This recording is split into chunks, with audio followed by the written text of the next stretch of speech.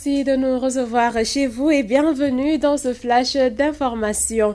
Mouvement d'humeur au sommet qui ont appris l'augmentation du salaire du DG qui passe de 3 à 5 millions demandent une indemnité de logement. Une vieille doléance, ces travailleurs n'entendent plus reculer dans ce combat. Ramatoulaye Ba, reportage. Ne demande pas la lune mais une indemnité de logement au même titre que les autres médias de l'État. La RTS et l'APS, ces travailleurs parlent de discrimination. On veut une indemnité de logement. Ce n'est pas une particularité, d'autant plus que le service public que nous sommes. Nous engendrons certes, disons, des entrées de devises. Le Soleil est la seule entreprise publique, la seule entreprise parapublique, sinon l'une des rares en tout cas qui n'en bénéficie pas.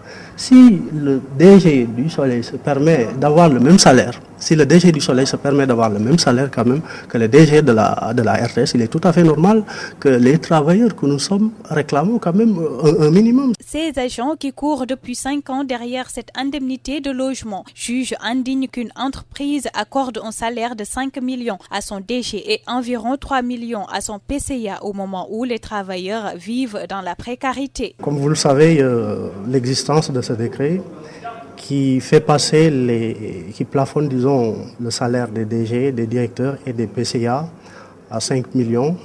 Lorsqu'une entreprise du service public de l'information se permet quand même de payer certains salaires à son directeur général et à son président du conseil d'administration, je pense qu'il est tout à fait normal, il est tout à fait légitime quand même que cette entreprise, que les gens essaient de se préoccuper quand même du bonheur, disons, des conditions de vie des travailleurs de cette société.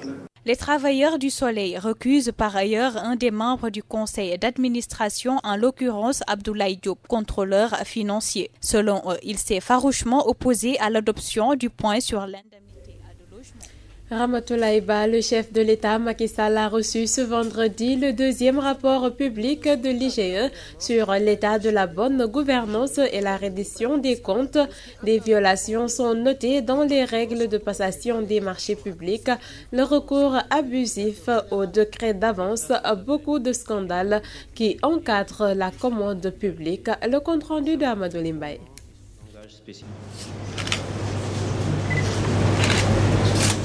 Deuxième rapport public sur l'état de la gouvernance et de la reddition des comptes. L'IGE révèle des pratiques scandaleuses qui encadrent la commande publique. Des manquements sont notés dans les rédactions administratives, annonce le vérificateur général. Le constat sans appel est qu'elle est de plus en plus dépouillée de ce qui faisait sa particularité, à savoir son fondement et son langage spécifique. En outre, diverses irrégularités ont été relevées dans l'élaboration de certains actes individuels qui consacrent la nomination à des postes de responsabilité de personnes ne répondant pas au profil administratif exigé. Il en est ainsi de la nomination de certains secrétaires généraux de ministères qui ne sont pas des fonctionnaires de la hiérarchie A, alors que la réglementation régissant cette matière l'exige. Sur la gouvernance économique et financière, les irrégularités soulevées sont la violation des règles de passation des marchés publics et le recours abusif au décret d'avance, entre autres. Plusieurs dysfonctionnements ont été relevés à travers l'examen de cas illustratifs dont les causes ont été analysées en vue de la formulation de recommandations. Il ressort que les principales causes de la malgouvernance économique et financière sont à rechercher notamment dans la propension à dilapider les ressources foncières, la violation des règles de passation des marchés publics et bien d'autres irrégularités dans la gestion financière et comptable.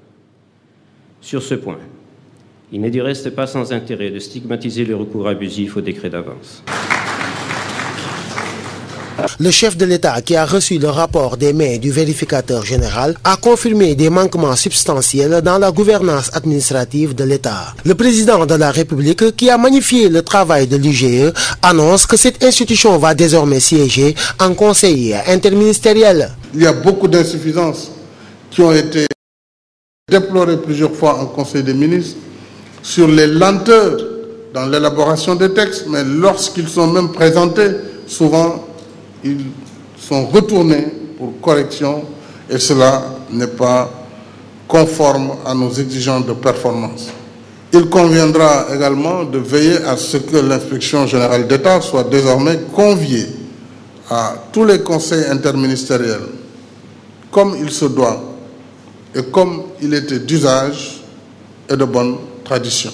Le deuxième rapport public de l'IGE sur l'état de la gouvernance et de la reddition des comptes couvre la période de août 2013 à juillet 2014. Amadou Limbaye, direction Medina Wandifa, cette localité qui est sous les eaux. Les 122 mm de pluie tombés dans la commune ont tout emporté sur leur passage, maisons, vivres, matériel. Voici le commandant des sapeurs-pompiers, Cheikh Tidiansi, au micro de Lamine Bayo. De la localité qui n'était pas habituée aux inondations.